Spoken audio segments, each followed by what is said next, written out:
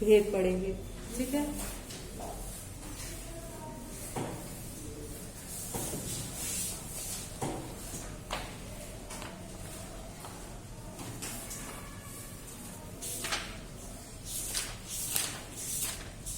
शब्द और पद में कोई दिक्कत नहीं थी। ठीक है, और रचना के आधार पर शब्दों के कितने भेद होते हैं?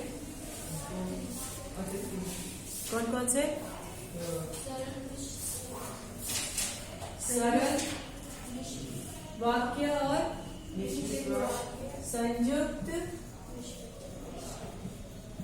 और मिश्रित वाक्य। ठीक है, मैम जो क्वेश्चन पेपर था उसमें मैम एक यही वाला क्वेश्चन था, तो उसमें 4 ऑप्शंस थे। तो एक क्वेश्चन था कि उसमें सरल वाक्य से पता नहीं बताना था कि ये कौन सा वाक्य है, तो उसमें 4 ऑप्शंस थे। हाँ, तो 4 में कोई एक सही होगा, उसको सही करना था। आपको सिमिलर देखो, जब भी दिखता है ना प्रश्न, जब हमारा बनता है और एमसीक्यू की बहुत बड़ी बात ये होती है कि चारों ऑप्शन आपको सिमिलर दिखते हैं, एकदम ही अपोजिट आंसर नहीं दिखेगा। ऐसा लगेगा ये भी सही होगा, ये भी सही होगा, ये भी होगा, ये भी होगा, हल्का हल्का से डिफरेंस इसमें। सरल वाक्य को शायद सही वाक्य में जाना था, तो 4 ऑप्शन दिए। अच्छा, उसमें वाक्य दिए थे। हाँ ठीक है, आप लोग देख के उसको सॉल्व करने की कोशिश किए थे आप लोग उस पेपर को? तो हुआ था? कहीं पे कोई प्रॉब्लम आई थी उसमें?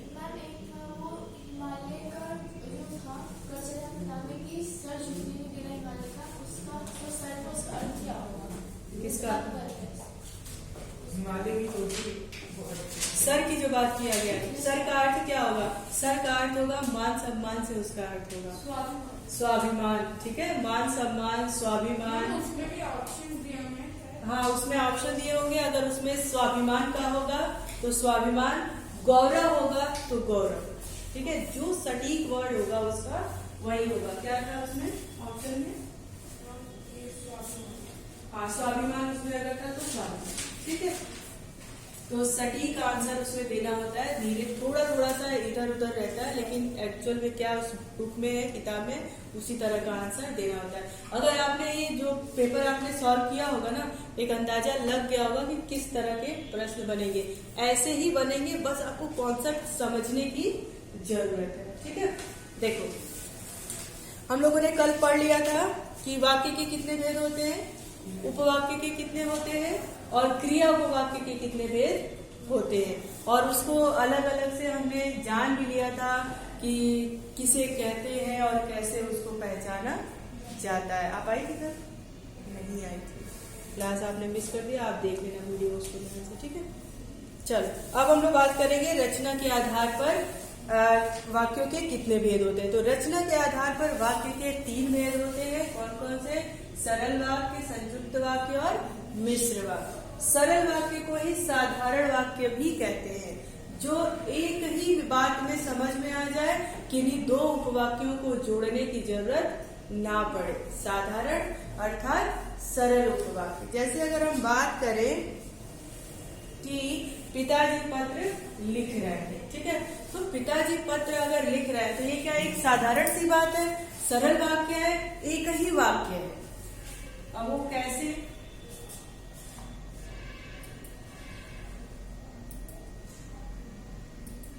देखिए, पिताजी अगर पत्र लिख रहे हैं, पिताजी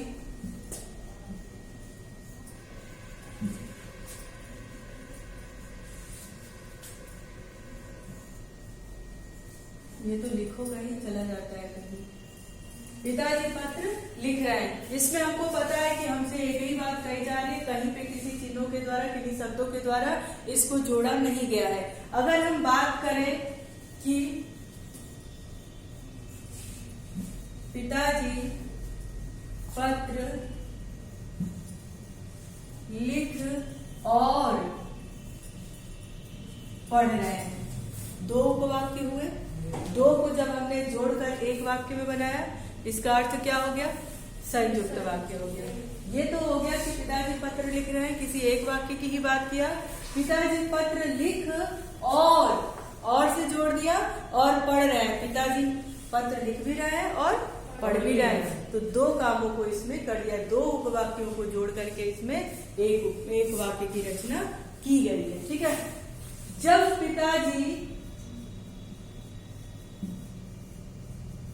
पिताजी पत्र लिख रहे थे तब पढ़ भी रहे थे। ये क्या हो गया, जब और तब आ गया, और ये किसमें बदल गया, मिश्रित वाक्य की बात कर दिया। यहाँ पे क्लियर हो गया कि कैसे सरल संयुक्त और मिश्र वाक्य को हम पहचानते हैं। अगली बात करते हैं संयुक्त वाक्य की। संयुक्त वाक्य किसे कहते हैं, जिसमें दो या दो अधिक या खंड स्वतंत्र रूप से समुच्चय बोधक अवयव द्वारा उसको जोड़ा जाता है। समुच्चय बोधक अवयव आपको हमने बताया था, किसको कहते हैं, कंजक्शन होता है जो जोड़ने का काम करता है। ठीक है। और से, तथा से, किंतु से, परंतु, लेकिन, या ऐसे शब्दों से जो दो उपवाक्यों को जोड़ता है उसे क्या कहते हैं, संयुक्त वाक्य कहते हैं। जैसे अगर हम बात करें, मैंने दादाजी को चलने के लिए कहा लेकिन वे नहीं चले। मैंने दादाजी को चलने के लिए कहा लेकिन वे नहीं चले। अब हमने इसमें दादाजी को चलने के लिए कहा, एक उपवाक्य हो गया, वे नहीं चले दूसरा उपवाक्य हो गया। लेकिन हमने क्या किया, उसको लेकिन से जोड़ दिया। क्या कर दिया, लेकिन लगा करके दो उपवाक्यों को जोड़ दिया। मैंने दादाजी से कहा, मैंने दादाजी से चलने के लिए कहा, है ना, चलने के लिए कहा। ये क्या हो गया, एक उपवाक्य हो गया। वे नहीं चले, वे नहीं चले, ये दूसरा हो गया। ठीक। लेकिन हमने क्या कर दिया, मैंने दादाजी से चलने के लिए कहा लेकिन वे नहीं चले। इससे जुड़ गया। ये दो से वाक्य जो है, मैंने दादाजी से एक हो गया, चलने के लिए कहा दो हो गया, लेकिन से हमने इसको जोड़ दिया और वे नहीं चले।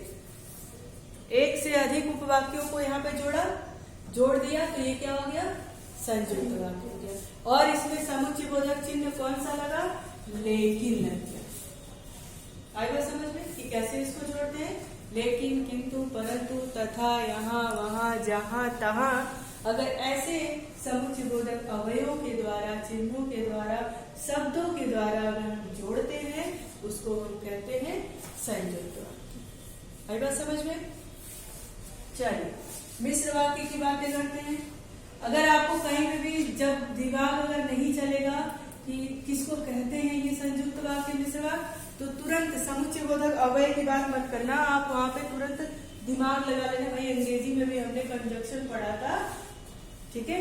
कंजक्शन का भी काम क्या होता है, दो सेंटेंस को आपस में जोड़ने का काम करता है।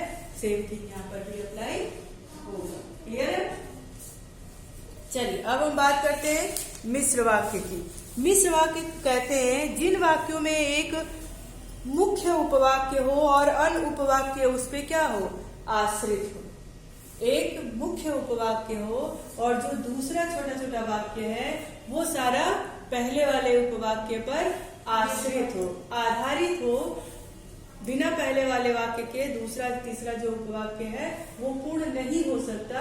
वहां पर क्या होगा, मिश्रित उपवाक्य होगा। जैसे जो लड़का मैदान में खेल रहा है वह मेरा भाई है। देखो, जो लड़का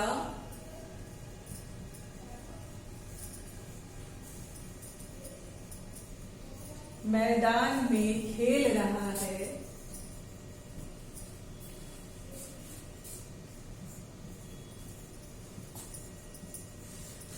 वह क्या है, मेरा भाई है। ठीक है। जो लड़का, ये क्या हो गया हमारा प्रधान उपवाक्य हो गया, प्रथम उपवाक्य हो गया। वह क्या है, यानी ये जो है इसी पर आश्रित है, क्योंकि जो लिख रहा है, जो वह और जो एक ही की बात कर रहा है ना। तो इसमें बताया भी गया है कि प्रथम उपवाक्य पे जब दूसरे और तीसरे जो भी कोई उपवाक्य होगा वो अगर इस पर आश्रित होगा उसी को हम क्या कहेंगे? मिश्रित उपवाक्य कहेंगे। जो लड़का वहां खेल रहा था, जो लड़का खेल रहा था, हमने उस लड़के के विषय में बात की, वह लड़का, और जो दूसरा उपवाक्य भी है वो भी इसी पर आश्रित मिश्रित वाक्य हो गया ना। ये मिश्रित वाक्य हो गया। आई बात समझ में? ठीक। देखिए, जब आपका फोन आया, इसमें दिया है जब आपका फोन आया तब मैं सो रहा था। और जब सारी चीजें भूल जाए इसमें मिश्रित वाक्य में कि मुझे नहीं समझ में आ रहा है, तो आप क्या करोगे? उसको कनेक्ट करोगे तुकांत शब्दों से। जब, तब, जो, वह, जैसा, वैसा, इसलिए, किस लिए, है ना। जब इस तरह के शब्द अगर आपके वाक्य में दिखे तो वो निश्चित तौर पे क्या होते हैं? मिश्रित वाक्य होते हैं। ठीक है, ये आपका मतलब याद करने के लिए छोटा सा शॉर्ट ट्रिक है। ठीक, जब, तब, मतलब सिमिलर तुकांत शब्द उसमें आए तो समझ लीजिए आप क्या है, वो मिश्रित वाक्य है। क्लियर है? यहाँ पर क्लियर है? कोई दिक्कत होगा? इसमें मुख्य बात आपको अगर याद करनी होगी तो आप क्या याद करोगे? कहोगे कि बताओगे कि स्वतंत्र वाक्य को प्रधान वाक्य तथा शेष उपवाक्यों को आश्रित उपवाक्य कहते हैं। मैंने पहले भी बताया था, है ना। और इन्हें जोड़ने का काम व्यधिकरण समुच्चय बोधक अव्यय, अभी हमने आपको शॉर्ट ट्रिक बताया था ना। तो देखो क्या याद करोगे? जब, कि, जिन, जहां, जो, तब, जैसा और ऐसा, वैसा, जहां, तहां, इसलिए, किस लिए, ऐसा आए तो मिश्रित वाक्य वहां पर हो जाए। यहाँ तक कोई कंफ्यूजन, कोई दिक्कत तो नहीं होगी? चलिए, अब आप लोग हमें बताएंगी, आप बताओगे। आप हमें बताइए कि मेहनती आदमी को सब पसंद करते हैं, ये कौन सा वाक्य है? मेहनती आदमी को सब लोग पसंद करते हैं, सरल वाक्य है। चलो अगर मैं इसको कहूं कि आप इसको संयुक्त वाक्य में बदलो तो क्या करोगे?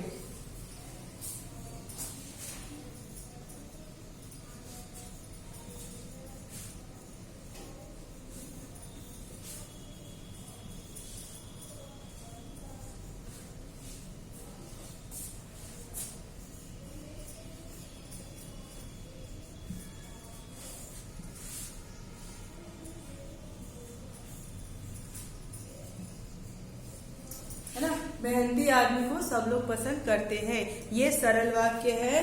लेकिन अगर इसका पूछा जाए कि संयुक्त वाक्य क्या होगा तो क्या बनाओगे?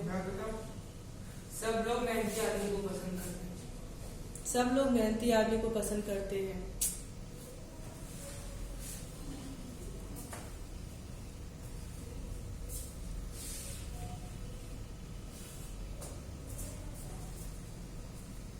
दो वाक्यों को जोड़ना है इसमें, ठीक है। संयुक्त वाक्य में क्या होता है? दो वाक्यों को जोड़ना होता है। तुम बताओ। मैम, सब लोग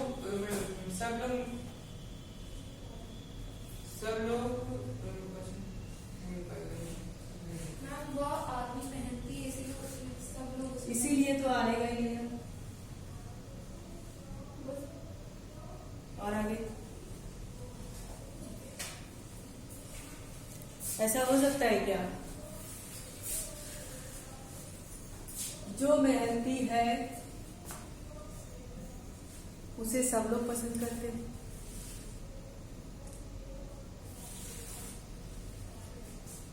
बोलिए।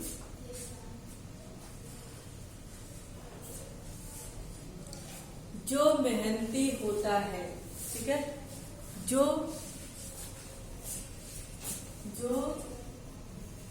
मेहनती होता है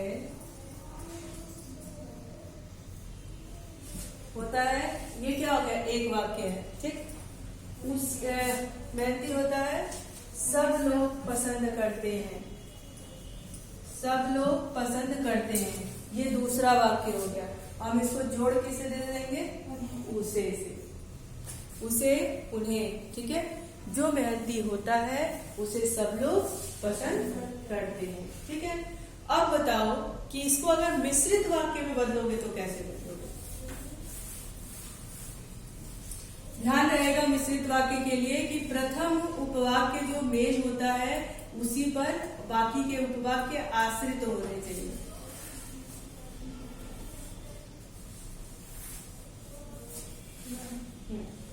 हिंदी होता है उसी को सब लोग पसंद करते हैं, जो मेहनती होता है उसी को। मिश्रित वाक्य की बात कर रहे हैं, इसमें तो दोनों की प्रधानता हो गई। वो आदमी मेहनती है इसलिए सब उसे पसंद करते हैं। वह आदमी मेहनती है इसलिए, ये इसलिए से जोड़ दिया, और वह आदमी, ये क्या हो गया आपका प्रथम प्रधान उपवाक्य हो गया, इसलिए उसे, और ये उसे वाला क्या हो गया, इस पे आश्रित हो गया। अभी बात समझ में क्लियर है यहाँ पे? चलो बैठो, ठीक है। वह आदमी मेहनती है इसलिए उसे सब लोग पसंद करते हैं। क्लियर हो गया? कोई डाउट? इसको बार बार मोर देन प्रैक्टिस करते रहोगे, जो थोड़ा बहुत डाउट होगा वो भी खत्म हो गया। व्याकरण ऐसी चीज है जो वो ये कहता है कि चीजों को रटिए मत, कॉन्सेप्ट समझ लीजिए और प्रैक्टिस करते रहिए। देखो मुझे ग्रामर आती है, अगर आज मैं अपना छोड़ दूं, प्रैक्टिस नहीं हो मुझे, तो अगले ही पल मुझे भूल जाएगा। तो जैसे मैथ के सम को याद रखने के लिए आपको क्या होना है, बार बार क्वेश्चन सॉल्व करने पड़ते हैं, ठीक है। आप कोई फॉर्मूला रट लोगे तो रटने से नहीं हो जाएगा कि रट लिया तो सम सारे सॉल्व हो गए। क्या करोगे, प्रैक्टिस करोगे और वो फॉर्मूले का कॉन्सेप्ट एकदम समझ में आ जाएगा, तो चाहे जहां से कोई सम दे दिया जाए उसको सॉल्व कर लोगे। सेम चीज व्याकरण के साथ भी होता है।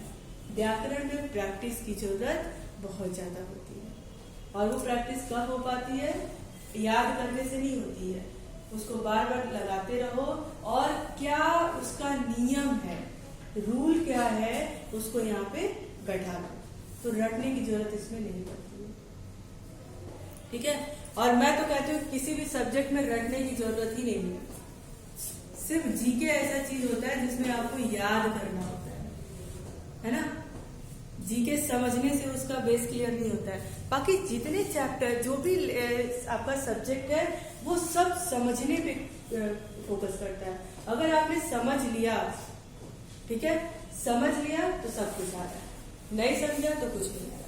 चलिए ये हो गया, यानी ये शब्द पद में आपको दिक्कत नहीं होगी ना, यहाँ तो क्लियर हो गया।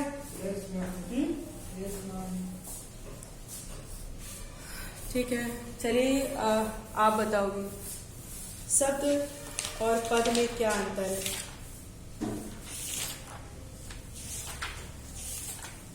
एक या एक से अधिक वर्णों के सार्थक समूह को शब्द कहते हैं, और वही शब्द जब वाक्य में प्रयुक्त होता है उसे पद कहते हैं। वही शब्द जब वाक्य में प्रयुक्त हो जाते हैं तो। अच्छा, पदबंध और पद क्या है? पद पदों का समूह होता है। पदबंध पदों का समूह होता है जो किससे बंधा होता है, व्याकरणिक नियमों से बंधा होता है, ठीक है। ऐसा क्वेश्चन आपका कहीं पूछा होगा, किसी में पूछा था क्या? कहीं मैंने देखा था, पूछा था इस तरह का प्रश्न कि पदबंध क्या है। उसमें दिया था दो या दो से अधिक वाक्यों को जो मिला दे उसको कहते हैं, या फिर पद वाक्य जब पद ही जुड़ करके जब वाक्य में बदल जाता है व्याकरणिक नियमों के आधार से, उसी को हम क्या कहते हैं, पदबंध। ठीक है, तो ध्यान रखें। बैठो, तुम बताओ विकारी और अविकारी शब्द क्या है?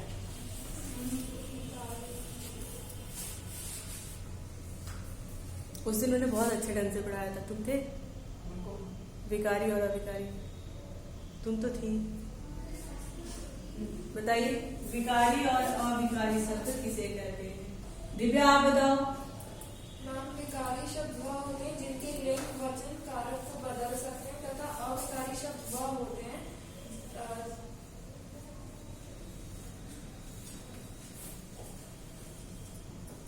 जिनके लिंग वचन कारक को नहीं बदल सकते हैं। इसके अंतर्गत क्या क्या आता है?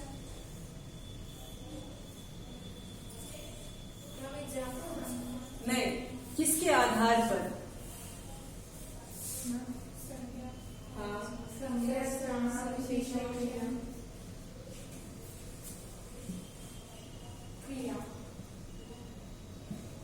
इसमें क्या क्या होता है? क्रिया विशेषण, संबंध बोधक, समुच्चय बोधक, इसमें आगे लिखा। और क्रिया विशेषण। ठीक है, बैठो। देखो, विकारी शब्द का अर्थ होता है जिसमें किसी भी प्रकार का परिवर्तन किया जा सके। किसके आधार पर? संज्ञा के आधार पर, सर्वनाम के आधार पर, विशेषण के आधार पर और क्रिया के आधार पर। ठीक है, विकार का अर्थ होता है जिसमें किसी भी प्रकार का परिवर्तन हम कर सकते हैं। ठीक, और उसका परिवर्तन किस आधार पे कर सकते हैं? इस आधार पर जिसमें लिंग, वचन, कारक और क्या होता है, हाँ, के आधार पे उसमें परिवर्तन हम कर देते हैं। अविकारी का अर्थ होता है कि जिसमें कोई विकार उत्पन्न ना हो, किसी भी प्रकार का कोई परिवर्तन ना हो। किसके आधार पर? समुच्चय बोधक, संबंध, विस्मय आदि बोधक और क्रिया विशेषण के आधार पर किसी भी प्रकार का कोई परिवर्तन जब हम नहीं करेंगे वहां पे अविकारी होगा। ठीक है, दो चीज याद रखेंगे, विकार यानी बदलाव हो सकता है, अविकार यानी कोई बदलाव नहीं हो सकता है। अब जैसे मान लीजिए कि ये संज्ञा के आधार पर अगर हम करते हैं तो हमने कहा सीता सुंदर दिखती है, तो सीता की बात हो गई। अब वहीं पे सीता पे अगर यहाँ पे सीता की जगह पे श्याम हो जाए तो दिखती वचन के आधार पे वो दिखती दिखता में परिवर्तित हो जाएगा। ठीक है, दिखती दिखता में परिवर्तित हो जाएगा। काम करती है वो करता है में परिवर्तन हो जाएगा। ठीक है, तो इसमें परिवर्तन होता है। श्याम सुंदर दिखता है, सीता सुंदर दिखती है, श्याम सुंदर लिखता है, सीता सुंदर लिखती है, इसमें परिवर्तन होता है। ठीक है, बात हम यहाँ पे करें तो यहाँ पे लिंग, वचन आदि कारक के आधार पर कोई परिवर्तन नहीं होता है। कैसे नहीं होता है? बात करते हैं अगर हम समुच्चय बोधक की, तो अगर यहाँ पे राम और श्याम लिखते हैं तो और हमारा क्या है? ये समुच्चय बोधक अव्यय है। यहाँ पे अगर हम सीता लिखें और गीता लिखें और में कोई परिवर्तन नहीं होगा। होगा क्या? नहीं होगा। इसीलिए कहते हैं कि अविकारी में किसी प्रकार का कोई परिवर्तन नहीं होता है। अगर हम बात करें संबंध की तो संबंध भी बताएंगे और जिस का प्रयोग करेंगे, जिन